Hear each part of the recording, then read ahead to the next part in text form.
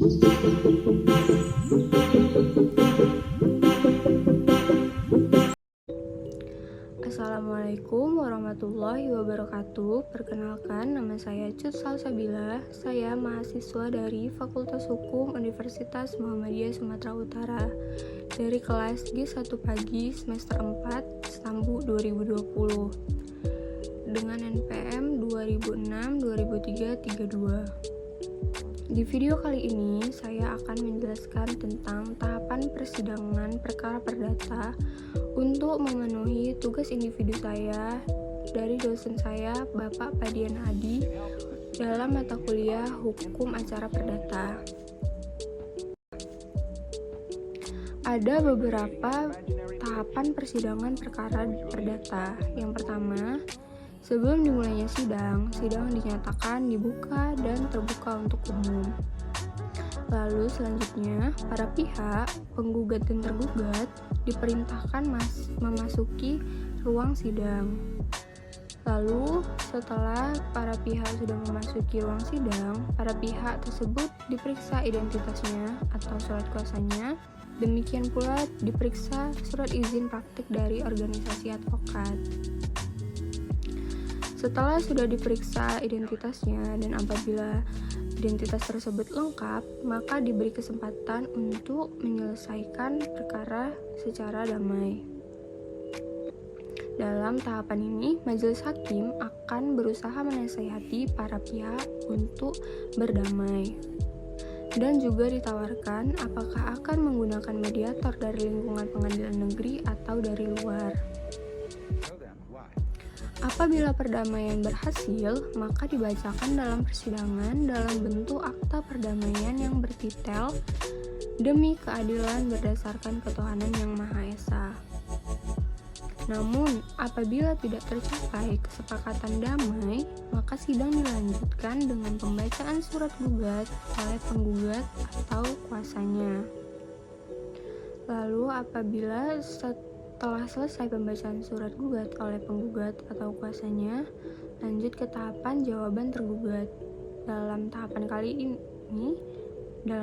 kali ini, kesempatan tergugat untuk menjawab gugatan penggugat baik secara lisan maupun tertulis. Setelah itu, tahapan selanjutnya adalah replik. Di tahapan kali ini, kesempatan penggugat untuk menanggapi jawaban tergugat yang barusan baik secara lisan maupun tertulis.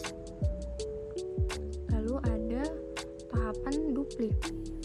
Di dalam tahapan duplik ini, kesempatan tergugat untuk menjawab kembali tanggapan atau replik tadi dari penggugat baik secara lisan maupun tertulis.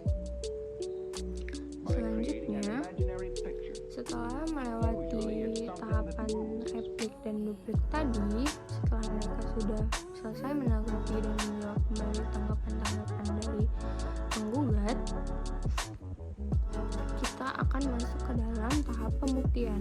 Pada tahapan ini, baik penggugat akan dimintakan bukti untuk menguatkan dalil-dalil gugatannya dan pihak tergugat akan dimintakan bukti untuk menguatkan bantahannya.